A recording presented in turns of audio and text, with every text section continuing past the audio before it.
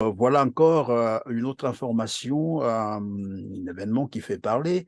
Une compagnie de transport terrestre nommée Océan du Nord, d'aucuns commencent à l'appeler d'ailleurs par Océan de la mort, parce que cette compagnie ne passe jamais une semaine ou presque sans faire un accident, sans provoquer des morts. Et on en comptabilise déjà aujourd'hui plus de 150 morts causées par cette petite entreprise de transport en commun.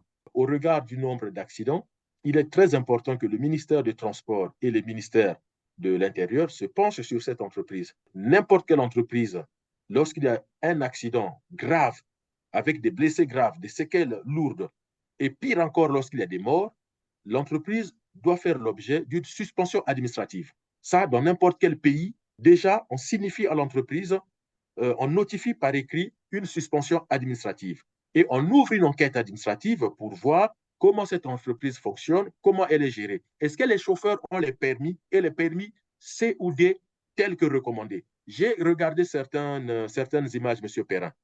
Les autocars de cette société franchissent la ligne blanche, font des dépassements dangereux alors qu'il y a une ligne blanche à gauche avec un virage bien prononcé, ce qu'on appelle en code de la route un virage dangereux, et la visibilité est quasi nulle. Là, le 3 avril dernier, on pouvait lire sur le quotidien La Lettre A un article intitulé De Ouagadougou à Brazzaville, Emmanuel Macron nomme ses nouveaux ambassadeurs. Vous avez l'ambassadeur de France au Tchad qui est très agressif vis-à-vis du pouvoir, mais arrivé à Brazzaville, il se tait, au contraire, il va même voir les opposants. Hein, on a vu comment l'ambassadeur de France a manipulé Tati Mabiala. Hein, on a vu Tati Mabiala avec le fils de Lissouba chez l'ambassadeur de France disant il prépare l'arrivée du président Macron à Brazzaville.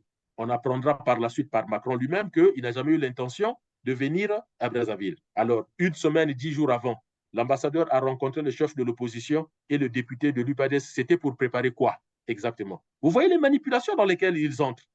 Ils disent qu'on prépare l'arrivée d'un président. Le président dit non, non, non, c'est faux. Ce n'était pas prévu que je vienne. C'est au dernier moment que ça a été décidé. Et d'ailleurs, je n'étais pas venu pour servir la soupe à quelqu'un. Donc, est-ce que la nouvelle ambassadrice ou le nouvel ambassadeur stratégique viendra pour poser une politique diplomatique fondée sur les droits de l'homme, les libertés individuelles, la démocratie, ou bien il viendra pour aider le pouvoir à assurer la succession d'un Sassou Nguesso?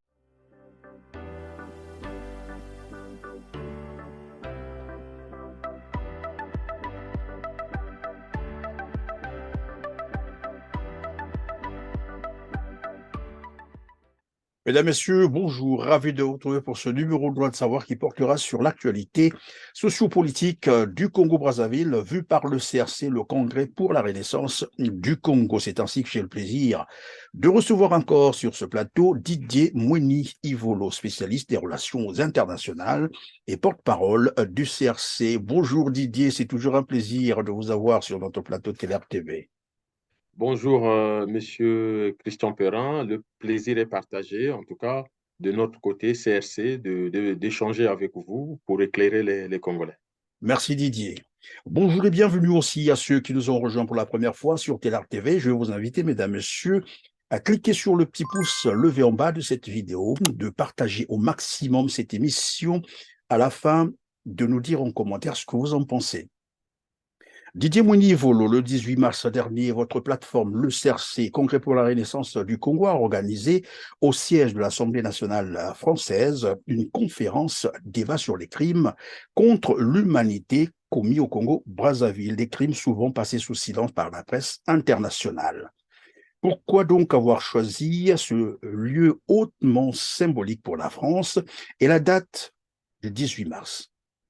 Pourquoi avoir choisi le 18 mars pour cette conférence à l'Assemblée nationale? Il faut déjà savoir qu'à partir des années 1970 jusqu'à aujourd'hui, la politique au Congo est une politique très violente. Alors, dans les annales des crimes politiques au Congo, tout le monde retiendra que le 18 mars est une date qui est très, très, très marquée pour les Congolais, mais de tous les âges. Parce que le 18 mars 1977 restera à jamais dans l'histoire politique du Congo une date symbolique. Ce jour-là, l'armée congolaise a assassiné le président de la République sans tirer un seul coup de feu. C'est pour cela que le traumatisme du 18 mars 1977 reste encore dans les mémoires, dans l'inconscient collectif des Congolais aujourd'hui, parce que c'est la première fois dans l'histoire politique de l'humanité, en tout cas l'histoire moderne, on assassine Oui, un... mais Didier Monivolo, pardon, vous avez dit l'armée congolaise a assassiné un président de la République en fonction sans tirer un seul coup de feu. Oui, Alors, curieusement, qui dit l'armée, dit les armes. Et là, on assassine un président, et c'était d'ailleurs à 14 heures selon le communiqué officiel, sans oui, tirer un coup de feu. oui. Mais parce que si les gens se rappellent du procès tout de suite, en tout cas le procès mis en place par le comité militaire du parti, mais c'est surtout, il faut se replonger dans les annales de la conférence nationale souveraine en 1991. La commission qui s'est occupée, qui a traité des problèmes des crimes politiques, a été très claire dans ses rapports et dans ses conclusions. Lorsqu'on entend les premiers coups de feu à l'état-major à Brazzaville, Marien Ngouabi était mort depuis longtemps. Et ça, ce sont les témoignages même des acteurs présents autour à l'état-major, au ministère de la Défense et entre la présidence, le ministère de la Défense et l'état-major. Et ce sont des militaires, les hauts gradés, qui eux-mêmes confirment que lorsqu'on entend les premiers coups d'État et qu'on signale la présence du capitaine Kikadidi, si je ne me trompe pas, mais Ngouabi était mort déjà. Et d'ailleurs, c'est ça qui a été le traumatisme, même au niveau des pays voisins. Moi, je me souviens, le Zaïre à l'époque, le Gabon, en tout cas, les militaires de ces pays-là et les hommes politiques étaient choqués de voir qu'on peut tuer un président en plein jour sans tirer le moindre coup de feu. Donc, c'est une date symbolique. Symbolique pourquoi? Parce que déjà, c'est l'assassinat d'un président de la République sans un seul coup de feu, mais par l'armée, puisque c'est l'armée était consignée. Les militaires pourront bien vous expliquer. Marien Ngouabi meurt alors que notre armée Oui, mais est en dans ce état même d'alerte. communiqué officiel, Didier, pardon, dans ce même communiqué officiel, on fait état de sa carotide qui était coupée. Est-ce que cela veut dire qu'il a été égorgé? C'est la thèse que vous voulez Mais je renvoie soutenir, encore c'est les ça? Congolais aux conclusions du médecin qui consulte Marien Ngouabi lorsqu'on ramène le corps tout de suite à l'hôpital général. C'est ce que le médecin dit. Comment il se rend compte que la carotide a été sectionnée? Mais parce qu'à chaque fois qu'il injectait les produits dans le corps du président défunt, il y avait une forte odeur, par exemple, du formol. Hein, c'est ce qu'il dit à la conférence nationale qu'à un moment donné, dans le processus d'embaumement, il se rend compte qu'il y a une forte odeur et quand il regarde le corps, c'est là où il voit que le formol sort par la carotide parce qu'elle a été sectionnée. Mais pourquoi ce crime reste dans notre inconscient? Mais il faut que les Congolais comprennent que en 2 jours, c'est-à-dire qu'entre en 3-4 jours, entre le 18 mars et le 22 mars, ceux qui assassinent Marien Ngouabi vont successivement et rapidement assassiner Massamba Deba, un ancien président, et assassiner Émile Le Biaïna, cardinal. le cardinal. C'est-à-dire en 4 jours, on assassine le président en exercice, un ex-président et le cardinal. Donc, vous imaginez qu'en termes de traumatisme politique, on, aucun pays n'a fait mieux que ça. Et c'est pour cela que le CRC a choisi cette date, parce que Pardon, vous voulez dire aucun pays n'a fait pire que ça? pire que ça, j'allais dire, c'est un lapsus, pire que ça. Merci. Donc, vous voyez un peu dans quel état ceux qui ont posé ces actes-là ont plongé les Congolais. C'est-à-dire que le Congo se retrouve sans rien. Et donc, ça a été un choc monumental. Alors, je vous passe dans la semaine qui va suivre les assassinats de Kimbola Nkaya, les assassinats de Kikadidi, les exécutions au petit matin. Les Congolais peut-être n'ont pas compris, mais si vous demandez à ceux qui étaient là, les acteurs de cette époque-là, en 2 semaines, 200 Congolais à peu près ont été assassinés. 200 cadres militaires et civils ont été assassinés par ce petit groupe de militaires qui vont prendre le pouvoir sous le pseudonyme de comité militaire du parti. Et donc, vous êtes en train de nous dire la date du 18 mars 1977 avait été donc choisie pour les raisons que vous venez d'évoquer. Il y a eu non seulement l'assassinat d'un président de la République en plein jour d'ailleurs, un président, comme vous l'avez dit, sans un coup de feu, donc qui a été décapité, pour ne pas dire égorgé, en plein après-midi. S'en suivra donc une série des assassinats politiques. Alors ça, c'était pour nous justifier pourquoi la date du 18. Alors, mais pourquoi avoir choisi donc le siège, j'allais dire, le siège de l'Assemblée nationale française pour tenir votre conférence débat? Alors, choisir l'Assemblée nationale, c'est aussi symboliser l'espoir du CRC pour la démocratie parlementaire, qui, qui est par définition le pouvoir du peuple, par le peuple et pour le peuple. L'Assemblée nationale, ce lieu où on peut débattre de tout sans craindre pour sa vie, sans craindre que quelqu'un demain vous menace. On entend par-ci, par-là des menaces au Congo auprès des familles, auprès des gens, auprès de personnes. La dernière fois, Clément Mirassa, qui aujourd'hui symbolise l'opposition au pouvoir au Congo, est passé sur votre chaîne et il faisait un peu allusion à ça en disant on peut me reprocher, on peut me menacer, on peut me filer, on peut me chercher, mais qu'est-ce que j'ai encore à gagner? Moi, ce qui m'intéresse, c'est l'avenir du Congo, l'avenir de nos enfants et de nos petits-enfants, si je peux un peu résumer ce qu'il disait. Donc, l'Assemblée nationale, c'est un lieu très, très, très symbolique où se retrouvent les représentants des Français pour débattre de la situation de la France en toute démocratie, en toute liberté, sans craindre que quelqu'un puisse utiliser ce travail-là pour les nuire. Donc, c'est la symbolique que nous voulons renvoyer aux Congolais, qu'ils peuvent débattre de leur situation, de leurs problèmes, de leurs difficultés, soit dans leur quartier ou au Parlement, au Congo, sans que une autorité, telle qu'elle soit, puisse les menacer par rapport à ça. Le CRC, Est-ce que lutte c'était aussi résolument une pour la manière paix d'envoyer et un pour la message? liberté de penser. Oui, j'étais en train de dire, est-ce que c'était aussi une manière pour vous d'envoyer un message fort au niveau, bien sûr, de l'élite politique française sur les crimes contre l'humanité commis au Congo-Brazzaville? Parce que j'ai entendu dire le docteur Alex Nzabana que personne ne dise un jour qu'il n'était pas informé de ce qui se passait au Congo-Brazzaville. Mais tout le travail du CRC tourne aussi autour de ça, j'allais en venir. C'est-à-dire que, je l'ai déjà dit à travers vos émissions, aujourd'hui, il y a une pression exercée sur la presse française qui, par omission ou par complicité, euh, a du mal à parler des situations, de la situation au Congo-Brazzaville, des crimes au Congo-Brazzaville. J'étais déjà intervenu sur la chaîne RFI pendant les crimes du pool au début des années 2000, où la une de RFI, c'était sur des grenades lancées dans les rues de Bujumbura sans victime, et RFI allait passer en sourdine les crimes à Bakongo et dans le pool, alors qu'on était déjà à 9 morts. Et j'étais obligé d'appeler RFI pour dire comment le journal de l'Afrique, vous faites la une sur Bujumbura et Bamako, où il y a eu des grenades sans victime, et vous passez en sourdine les crimes que le pouvoir est en train de commettre dans les quartiers sud de Brazzaville, notamment à Bakongo, et dans le pool. Eh bien, rétropédalage, RFI a commencé à parler de ces situations-là. Donc, le fait d'être à l'Assemblée nationale, c'était aussi pour renvoyer à la représentation nationale française le fait que dans l'Assemblée nationale, il y a ce débat qui a lieu sur que le président de l'Assemblée est informé, le Parlement, tout le monde est informé, et demain, et d'ailleurs, c'est tout le travail que le CRC fait, mais que de nombreux Congolais font.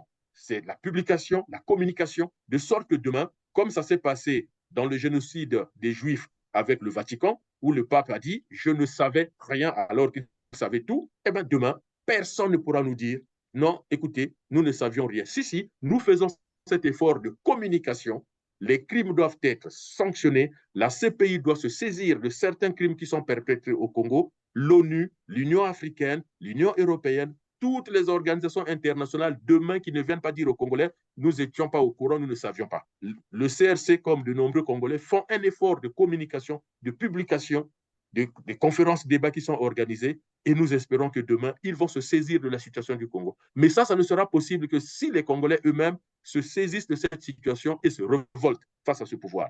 Il faut imposer l'agenda à la communauté internationale. Oui, pardon La communauté Didier. internationale ne va pas s'auto-saisir de notre agenda. C'est à nous de l'imposer, d'où ce travail que le CRC fait avec de nombreuses personnes. La conférence à l'Assemblée nationale, mais s'en est suivi une autre conférence débat au Sénat Évidemment, français. c'est la question que j'allais vous poser tout à l'heure, en dehors de cette conférence débat, donc en dehors d'en parler ou de sensibiliser, bien entendu, l'opinion nationale ou internationale, l'opinion publique française, est-ce que ça s'arrête là, on en parle et puis bon, voilà, on attend Dieu qui tombera du ciel, ou il y a d'autres actions à mener après la sensibilisation? Il y a bien sûr d'autres actions à mener. On n'attend pas que Dieu tombe du ciel. D'ailleurs, même le peuple élu pour avoir un État sur terre a été obligé d'avoir des actions concrètes pour créer son État. Ils ont attendu un État tomber du ciel. Cet État n'est jamais venu. Donc, on en est conscient. Il y a des actions à venir. Je vous parlais du samedi 15 avril. Donc, soit un mois après, une autre conférence débat à l'Assemblée nationale avec Maître Brice Nzamba. Et cette fois-ci, ce n'était plus sur les crimes politique. En tout cas, le travail sur les crimes politiques a été largement documenté. C'est un travail fondamental. À un moment donné, les organisations internationales qui voudront se pencher sur la question peuvent nous solliciter, ils auront de la documentation. Donc, il y a eu un deuxième travail, un deuxième moment, une deuxième conférence de débat au Sénat. Et là, c'est sur les crimes économiques. Au Congo, aujourd'hui, nous avons près de 200 entreprises, mais que les Congolais connaissent. Mais ils ignorent le fonctionnement de ces entreprises. Et quand vous regardez l'exposé d'Alphonse Maboussou sur les crimes économiques, mais ça vous renvoie un sentiment de révolte. Ce n'est pas moins de 5 000 milliards de francs CFA qui sont dilapidés chaque année au Congo. Vous avez par exemple des entreprises qui sont créées, qui existent, mais dont la seule stratégie, c'est sortir l'argent du Congo. Le président de la République peut jouir comme ça avec plus de 1000 milliards de francs CFA chaque année. On ne sait pas ce qu'il en fait. Les enfants du président, il faut voir, les entreprises pétrolières appartiennent aux gens qui sont autour du pouvoir. Oui, mais est-ce que à ce La niveau, conférence c'était... débat qui a eu lieu, face à Oui, ça, les publications du journal Libération, on en est très loin. oui, je disais, est-ce qu'au niveau de la deuxième conférence dont vous faites état, celle organisée par Maître Brice Nzamba, c'était également juste pour en parler ou sensibiliser ou mettre sur pied un organe, une action concrète pour finalement commencer à traquer, par exemple, ces criminels? Alors, il faut savoir que le travail n'est pas facile, mais pour édifier un peu vos téléspectateurs, déjà, il y a eu cette présentation par Alphonse Maboussou de la stratégie mise en place pour dilapider, piller les richesses du Congo. Mais une fois qu'on connaît les entreprises et nous connaissons les mécanismes par lesquels les entreprises pillent les richesses qui appartiennent normalement aux Congolais, il y a aussi un groupe qui est en train de travailler avec des ONG dans la stratégie qui consiste un jour à récupérer cet argent pour développer le Congo. On s'enrichit des exemples comme du Nigeria. Il faut savoir que une partie des fonds pillés par exemple, le général Abacha au Nigeria ont été rétrocédés au Nigeria. Donc, nous avons des exemples qui existent à travers le monde, des exemples validés par l'Union européenne et l'ONU. Donc, je ne peux pas entendre, personne ne comprendra que demain, lorsque la démocratie reviendra au Congo, que l'ONU, l'Union européenne, les organisations internationales, même comme le FMI, la Banque mondiale, ne soutiennent pas cette action du CRC pour que cet argent soit rétrocédé au peuple congolais pour son bien-être, pour la construction de son pays. Donc, le travail ne s'arrête pas seulement à des conférences, mais les conférences sont des moments où les équipes du CRC rendent compte aux Congolais du travail qui est en train de se faire pour les édifier, pour qu'ils voient qu'il y a quelque chose qui se fait.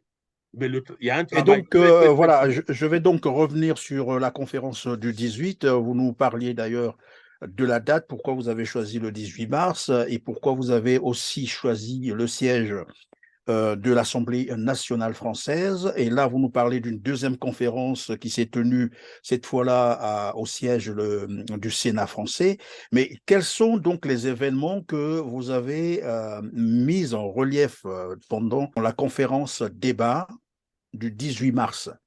Est-ce que c'est Alors, seulement cette période du coup d'État ou bien vous avez également évoqué d'autres événements, alors notamment les crimes qui ont eu lieu le en coup d'État 2000, par marque exemple, après le coup d'État militaire de 1997?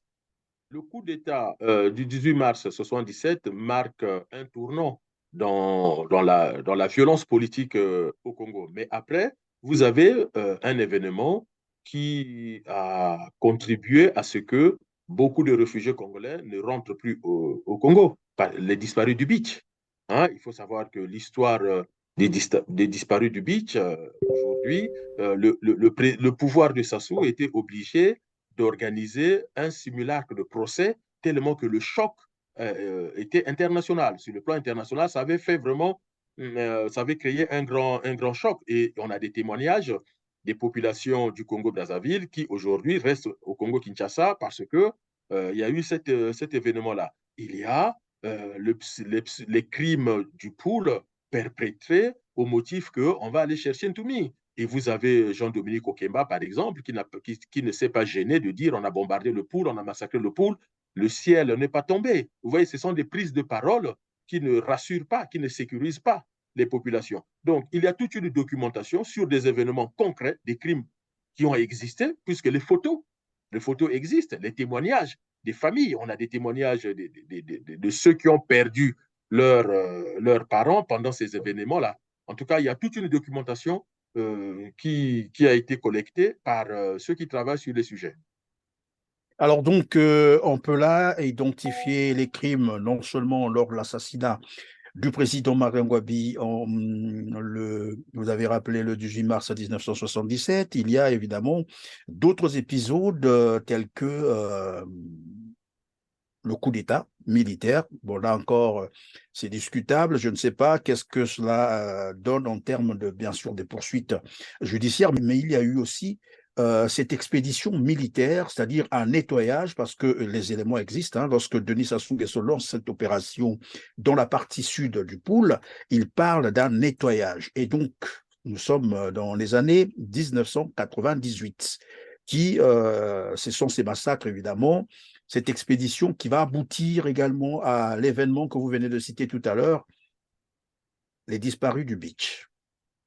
Mais après les disparus du beach, il y a eu aussi un autre, bon, qu'on qualifierait de génocide entre 2016 et 2018, toujours dans la partie sud, au Congo-Brazzaville, notamment dans le département du Poul. Est-ce que ces événements ont été pris en compte lors de votre conférence débat? Tous ces événements ont bien été pris en compte, mais plus encore, c'est que dans la documentation que nous sommes en train de faire, il y a sans doute que demain, le qualificatif de génocide sera retenu par les organisations internationales parce qu'il y a eu une volonté manifeste d'écraser tout un peuple.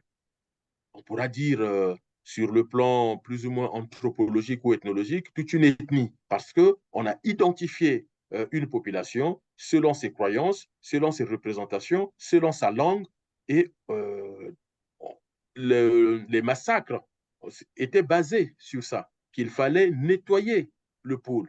S'il s'agissait seulement d'aller chercher quelqu'un qui aurait attaqué le commissariat de Bakongo, la personne est identifiée, ses acolytes sont identifiés, on va les arrêter. Mais lorsqu'il y a comme ça des gens qui sont massacrés sans discernement, des villages sont bombardés sans trop savoir pourquoi, évidemment, c'est ça aussi le génocide, c'est-à-dire quand on a une volonté manifeste de tuer, tuer pour supprimer, tuer pour nier le caractère humain d'une population. Et vous avez, comme je disais tout à l'heure, cet amiral qui vient dire devant tout le monde qu'il n'a pas dit nous avons bombardé Ntoumi, nous avons bombardé le troupe de Ntoumi.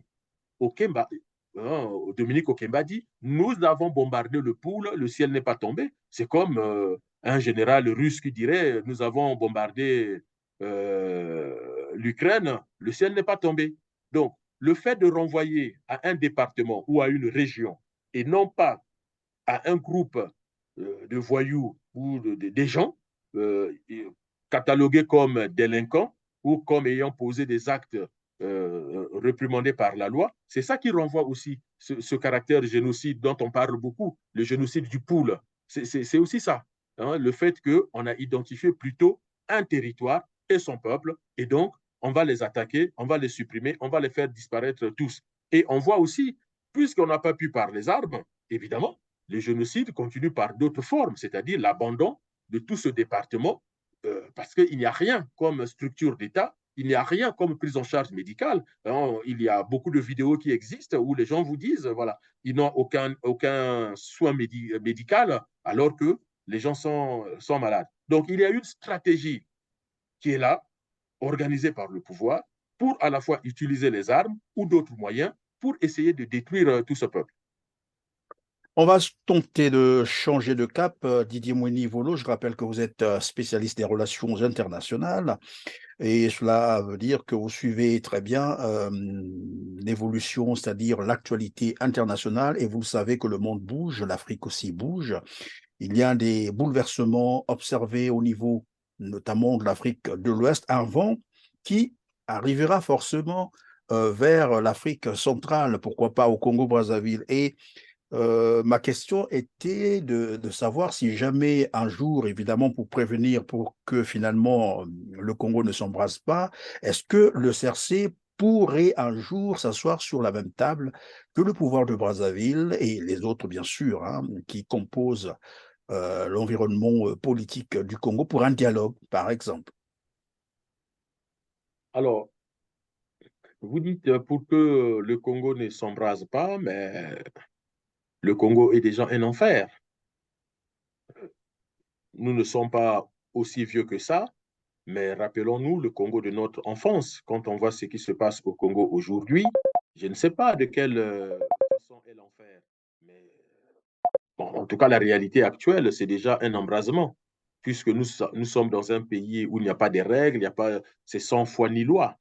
Alors, quant à la question de dialoguer, le CRC a toujours été clair dans ses prises de position. Autant nous sommes contre les coups d'État qui consistent à remplacer une dictature par une autre, une violence par une autre, autant nous ne sommes pas favorables à aller aux urnes avec une dictature, puisque la dictature n'organise pas une élection pour la perdre. Donc, s'il faut dialoguer, mais dialoguer avec qui et pourquoi? Parce que lorsque vous regardez comment les termes des dialogues sont posés au Congo, les dés sont pipés d'avance. Et d'ailleurs, on a fait les dialogues, les concertations, les discussions, toute forme de prise de parole. On revient toujours à la même chose, c'est que Denis Sassou Nguesso fait ce qu'il veut, quand il veut et comme il veut. Si le dialogue, c'est de dire Sassou reste président avec les pleins pouvoirs et vous, comme des satellites, vous gravitez autour et de temps en temps, il en dégomme un parce qu'il n'en veut plus. C'est pas ça l'objectif du CRC. Le CRC est un mouvement révolutionnaire. Quand on parle de la révolution, ce n'est pas du dialogue, c'est un changement radical. C'est-à-dire, on supprime avec le feu ce qui existe aujourd'hui, le feu du peuple, qui est l'insurrection, pour mettre en place les institutions dont le peuple souhaite, que le peuple va contrôler par le biais des élections démocratiques. Donc, dire que nous allons dialoguer avec ce pouvoir-là, sachant que ce pouvoir n'acceptera jamais un dialogue qui remettra en cause son existence, alors même que la philosophie du CRC, c'est remettre en cause l'existence de ce système-là, vous voyez bien qu'avec ce pouvoir, le dialogue est impossible. Nous voulons bien dialoguer avec les Congolais pour mettre en place le système de valeurs qui correspond au bien-être des Congolais de demain. Quand un pouvoir dilapide l'argent de l'État, et on le lit dans toute la presse, on peut le lire dans les Panama Papers et autres, comment voulez-vous, avec l'éthique politique qui nous caractérise, nous puissions nous asseoir avec des tels voyous et dialoguer avec eux? Non. On est demandé au CRC de dialoguer avec ce pouvoir-là, c'est comme si vous demandez au président américain d'aller dialoguer avec Ben Laden. C'est ça notre limite. Nous sommes foncièrement engagés pour changer les choses au Congo avec les Congolais lorsqu'ils feront cette révolution de fleuve que nous appelons de tous nos voeux. Mais nous ne sommes pas là pour chercher à arrondir les angles avec un pouvoir aussi criminel que celui que nous avons au Congo-Brazzaville, qui n'entend rien. Pour vous donner un exemple, depuis qu'on a eu cette élection présidentielle, ça fait quoi, bientôt 2 ans? Qu'est-ce que Sassou a appliqué de son programme de société? Zéro. Il a critiqué les Bembadoula. Vous avez vu la ferme au Congo? Il a critiqué le Kwanga et le Safo qu'on importe. Mais vous avez vu les champs Les vergers d'agriculture de qu'il est en train de mettre en Safou, place? Les champs de manioc. Aujourd'hui, même la presse congolaise sur place critique les conférences, les séminaires, les journées ouvertes. C'est-à-dire que chaque ministre essaie d'organiser un simulacre De de séminaires, de discours, conférences, des voilà. séminaires, voilà. Mais voilà, parce qu'ils ne savent quoi, ils ne savent pas quoi faire. Donc, quand on nous demande de dialoguer avec eux, mais sur quelle base? Ils ne savent même pas ce qu'il faut. Ils sont tellement incompétents, ils ne savent rien, ils ne savent pas ce qu'il faut faire, ils ne savent pas ce que c'est la gestion d'un État, mais dialoguer avec eux, non. Nous demandons aux Congolais plutôt d'aller vers l'insurrection contre ce pouvoir et tout ce qui se passe au Congo pousse vers cette insurrection. Il faut que les Congolais le comprennent. On reste donc sur le volet politique, en rappelant bien entendu que le 3 mars dernier, Emmanuel Macron a fait une escale de 3 heures à Brazzaville, visiblement gêné d'ailleurs de cette visite éclair. Il s'est ensuite rendu à Kinshasa où il a tenu des propos discourtois, s'il faut le dire comme ça, où il disait d'ailleurs en l'occurrence que je ne suis pas allé servir la soupe à Denis Sassou Nguesso et Denis Sassou Nguesso n'est pas le choix de la France. Après un recul. Que peut-on penser de cette visite éclair d'Emmanuel Macron au Congo-Brazzaville? C'est la question que tout le monde peut se poser. Alors, j'étais déjà passé sur votre antenne en disant que Emmanuel Macron, visiblement, ne maîtrisait pas les us et coutumes de la diplomatie, qu'il devrait quand même faire attention dans ses prises de parole. On peut encore se rappeler aujourd'hui sa prise de parole euh, en Chine, qui a mis quand même en émoi les Américains et puis aussi ses partenaires européens comme les Italiens, les Allemands et puis les Anglais. Donc voilà, aujourd'hui, à quoi a servi cette visite d'Emmanuel Macron à Brazzaville? Moi, je pense, au risque de me tromper, mais je ne pense pas me tromper, je pense qu'il a eu une pression de dingue de ses employés, hein, de ses employeurs plutôt. Emmanuel Macron est là pour protéger les intérêts de la France. Les intérêts de la France, c'est quoi? C'est le pétrole. Donc, les intérêts de la France, c'est quoi? C'est le gaz. Et puis, il n'y a pas que les intérêts de la France, les intérêts de l'Europe, parce que l'Europe est à la recherche de nouveaux marchés en termes d'énergie. Donc, Mais je pense lorsque vous qu'il dites a qu'il eu a une eu une telle... pression de ses collaborateurs, est-ce pour dire que le pouvoir de Brazzaville est désormais infréquentable, c'est ça? Mais le pouvoir de Brazzaville peut être infréquentable pour Emmanuel Macron et pour qui que vous voulez, mais n'empêche que dès lors que c'est un pouvoir qui répond aux attentes de la France en termes de bradage des richesses du Congo, on s'en accommode. Vous savez, le capitaliste, lui, c'est pas votre couleur ne l'intéresse pas. Ce qui intéresse, c'est les business. Ils ont coutume de dire business is business. Donc, les dictateurs que nous avons à travers le monde, oui, en termes de droits de l'homme, en termes de liberté individuelle et autres, on va les critiquer. Mais en même temps, on est bien gentil de les avoir parce qu'ils livrent les matières premières de leur pays, peut-être pas gratuitement, mais à moindre coût, sans regarder les normes environnementales et autres. Le pouvoir de Denis Sassou Nguesso, c'est la France qui donne l'argent à Denis Sassou Nguesso, c'est la France. Regardez le nombre des hommes et des femmes politiques français qui vont à Brazzaville. Et quand ils sont démasqués, il ne va plus lui-même directement, mais il envoie ses collaborateurs que personne ne connaît. Donc, nous sommes dans la géostratégie. Et le Congo-Brazzaville, comme le Gabon, comme le Cameroun, nous sommes cernés par ce qu'on appelle, sur le plan international, des troupes prépositionnées françaises. Donc, nous sommes un précaré, même s'il y a de temps en temps des Chinois, de temps en temps les Russes qui peuvent être du côté de la Centrafrique. Emmanuel Macron, c'est le cadet de nos soucis. Nous, notre souci, c'est le peuple congolais. Parce que les Français vivent bien, ils dorment bien, il l'a bien dit. C'est le choix des Congolais. Oui, Et mais puisque Didier Emmanuel Macron Monibolo, dit on que ne c'est peut le pas choix des non plus Congolais, faire la politique il, au Congo-Brazzaville et ne pas s'intéresser à l'attitude de la France envers le Congo-Brazzaville, parce que c'est le premier partenaire politique, économique, j'allais dire aussi culturel. Après cette visite éclair, nous le savons très bien, et tout à l'heure on a rappelé, il est allé à Kinshasa où il a dit, bon, je ne suis pas allé servir de la soupe à Denis Sassou Nguesso. Sassou Nguesso, ce n'est pas le choix de la France. Tout le monde sait que bon, c'est la France qui l'a ramené dans ses valises d'ailleurs par un coup d'État militaire qui a fait plus de 400 000 morts, il faut le rappeler.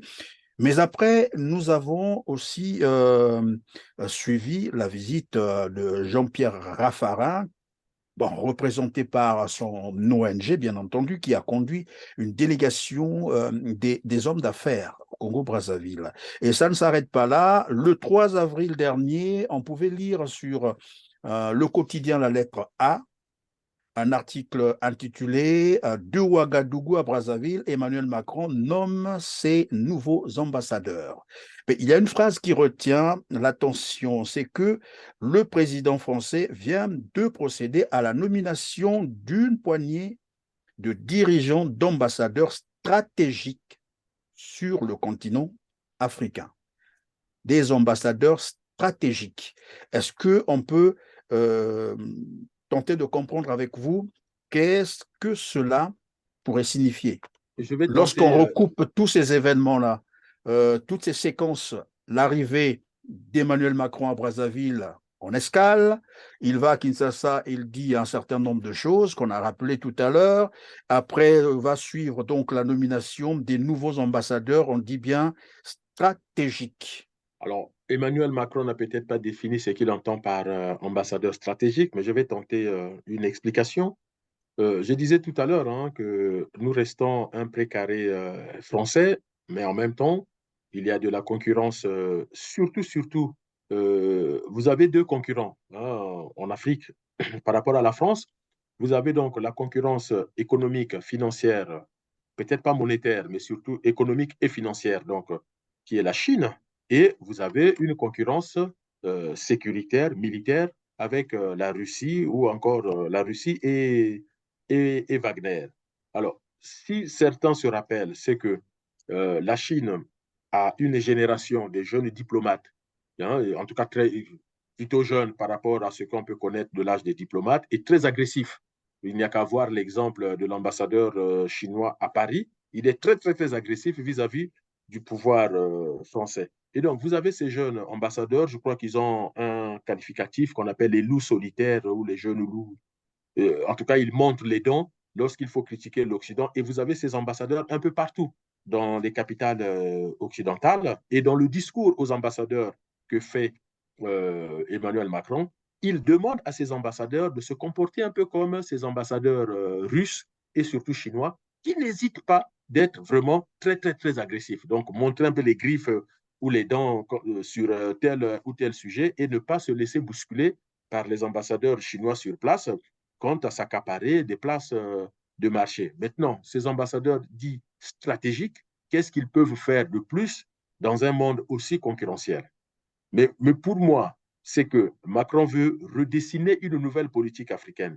Mais sauf qu'il est toujours enfermé dans cette tradition française qui consiste à voir l'Afrique comme toujours cette colonie d'exploitation. Il faut savoir que pour comprendre le comportement des hommes politiques français, il faut se replacer dans la politique coloniale.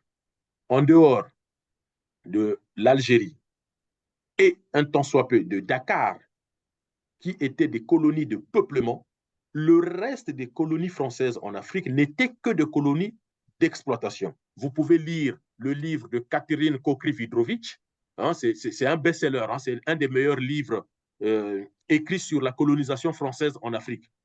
Catherine Kokrivitrovitch, qui est une grande professeure à la Sorbonne, elle a écrit un livre qui s'intitule Le Congo au temps de grandes compagnies concessionnaires. Je recommande à tout Congolais ou à tout Africain de l'Afrique centrale ou même de l'Afrique tout court de lire ce livre.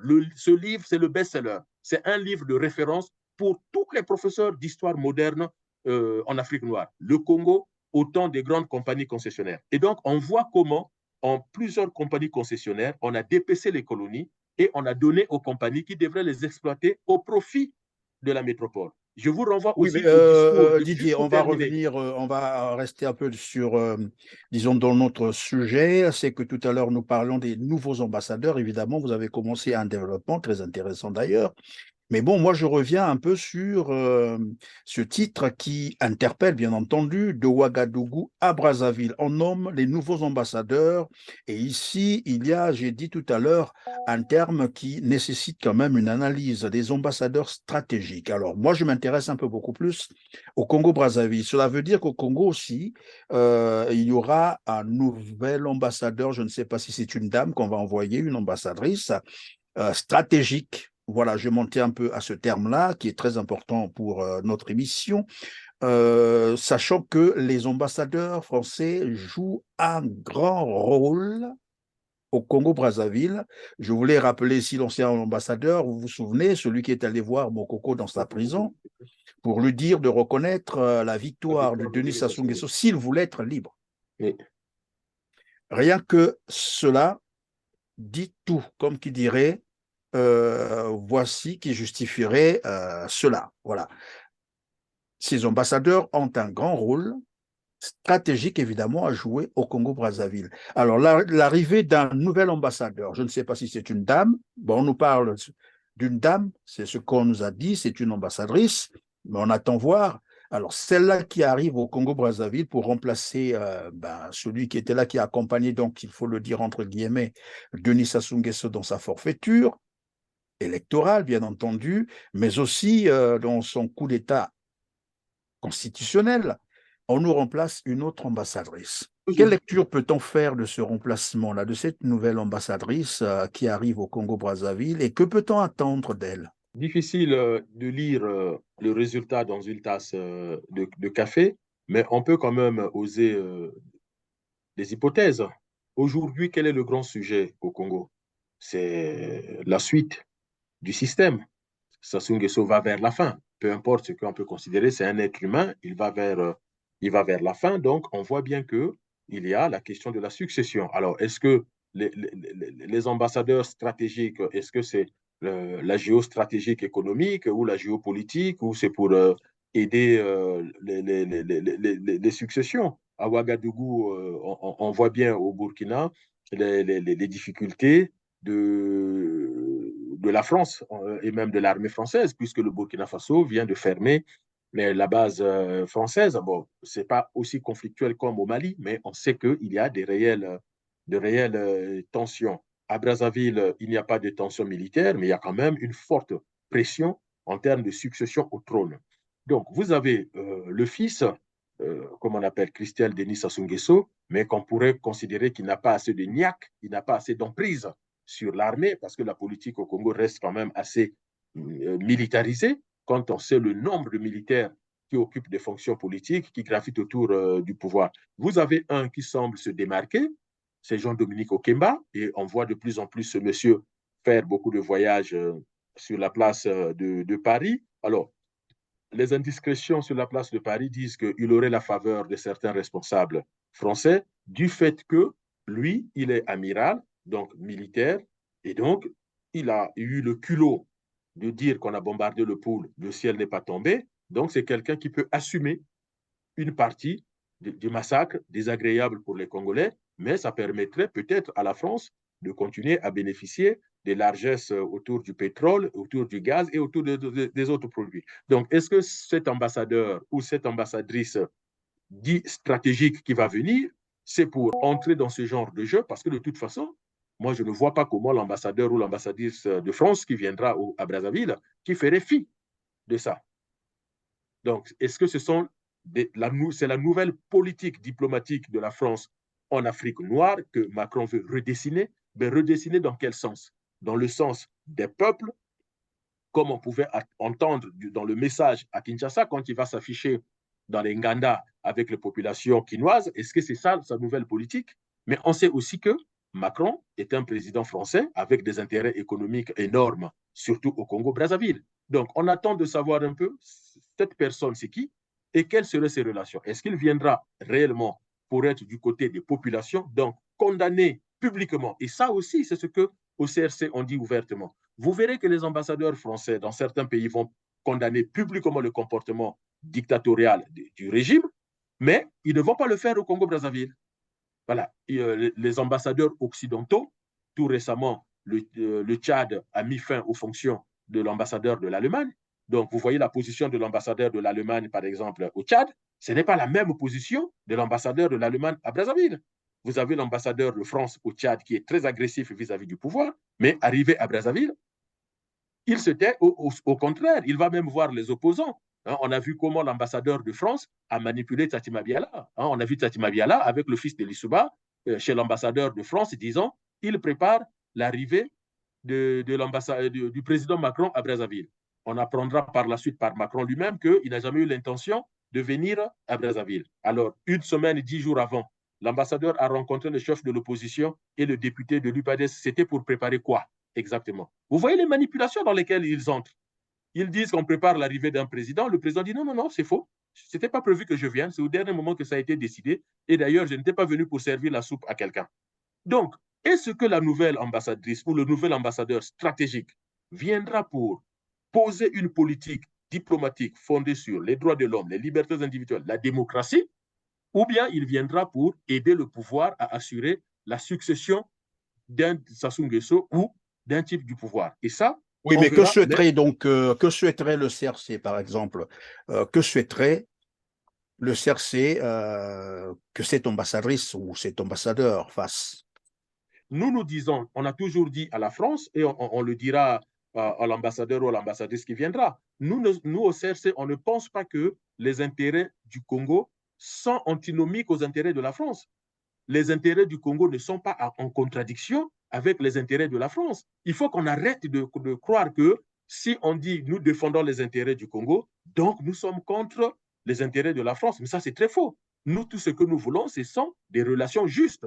La France a besoin du pétrole, nous pouvons lui vendre le pétrole, la quantité qu'il veut, au prix raisonnable qui permette aux Congolais de vivre bien. Point.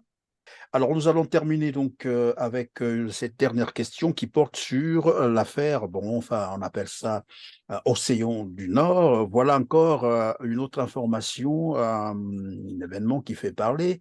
Une compagnie de transport terrestre nommée Océan du Nord, d'aucuns commencent à l'appeler d'ailleurs par Océan de la mort, parce que cette compagnie ne passe jamais une semaine ou presque sans faire un accident, sans provoquer des morts. Et on en comptabilise déjà aujourd'hui plus de 150 morts causées par cette petite entreprise de transport en commun.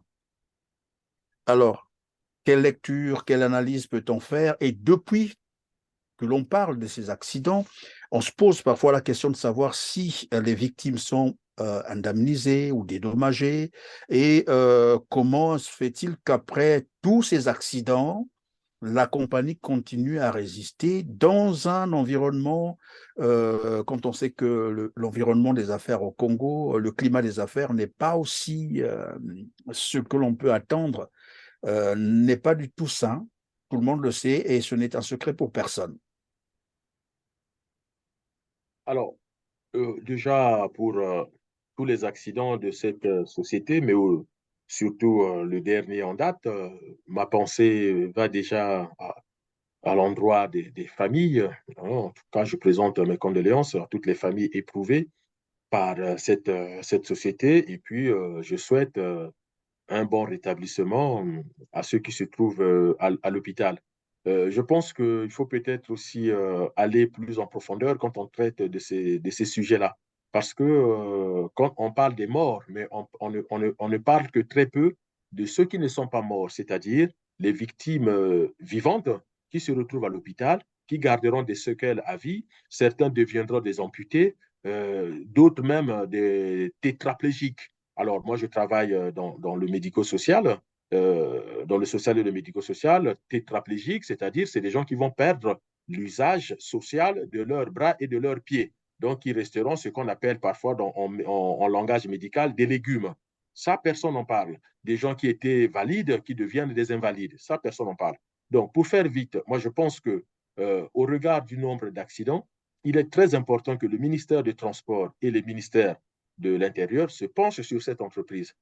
On s'en fout royalement à qui appartient l'entreprise. Ce n'est pas ça le sujet. Mais n'importe quelle entreprise, lorsqu'il y a un accident grave, avec des blessés graves, des séquelles lourdes, et pire encore lorsqu'il y a des morts, l'entreprise doit faire l'objet d'une suspension administrative. Ça, dans n'importe quel pays, peu importe, même si c'est la dictature, mais si on pense à son peuple, aux populations qui sont victimes, déjà, on signifie à l'entreprise, on notifie par écrit une suspension administrative et on ouvre une enquête administrative pour voir comment cette entreprise fonctionne, comment elle est gérée. Est-ce que les chauffeurs ont les permis et les permis C ou D tels que recommandés? J'ai regardé certaines images, M. Perrin.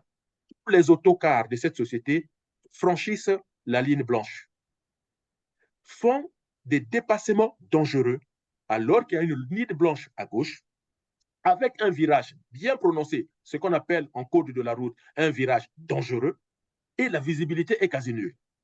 Donc, le risque d'accident est là, soit collision, et même si le chauffeur du car évite la collision, c'est pour ça que ces cars-là se renversent. Vous verrez que la plupart des accidents, ces cars-là se renversent alors que les amortisseurs de ces cars sont faits de sorte que ces cars ne se renversent pas, même quand il y a balancement. Pourquoi ça se renverse? Eh bien, regardez les images. Du fait qu'ils se rabattent très vite, le système de balancement est tellement fort, ajouté à la vitesse, les Congolais doivent comprendre, relisez vos codes de la route, lorsqu'il y a plus de vitesse, cela allège le poids de la matière. Et donc, c'est pour ça que ça. Donc, déjà, vérifier les permis de conduire, mettre en place un fonds pour indemniser les victimes, quitte à ce que la société reconnue coupable sur le plan pénal et civil puisse prendre en charge les enfants, les veuves, toute personne devenue invalide jusqu'à la fin de sa vie. Si on ne responsabilise pas la société, ces genres de choses vont continuer. Donc, moi, je pense que ça, c'est très important. Via les assurances, pourquoi pas, ou les fonds propres de l'entreprise. Mais il faut un vrai débat de société. Les Congolais doivent demander un vrai débat de société. Le patron de cette entreprise doit être convoqué par l'Assemblée nationale. Il y a bien une commission qui s'occupe du transport, de la sécurité routière et tout. Cette commission doit auditionner le patron de cette entreprise et les députés congolais et les sénateurs doivent faire des propositions de loi dans le sens de protéger les usagers des transports en commun et principalement des autocars du genre Océan du Nord ou Océan de la Mort. Il faut un traitement juridique, un traitement scientifique et un traitement intelligent de ce genre de situation. Bien voilà, c'est la fin de cette émission. Merci Didier Mouini-Volo d'avoir été avec nous. Je rappelle que vous êtes spécialiste des relations internationales, porte-parole du Congrès pour la Renaissance du Congo, le CRC. En tout cas, merci d'avoir répondu à nos questions. À vous aussi, mesdames, mesdemoiselles et messieurs, merci de nous avoir encore consacré votre temps si précieux. Mais je vais donc vous rappeler, comme d'habitude, de cliquer sur le petit pouce levé en bas de cette vidéo, de partager au maximum cette émission pour nous aider à atteindre un plus grand nombre de téléspectateurs. Mais nous souhaiterons aussi vous lire en commentaire. Merci et donc on se retrouve très prochainement. Merci.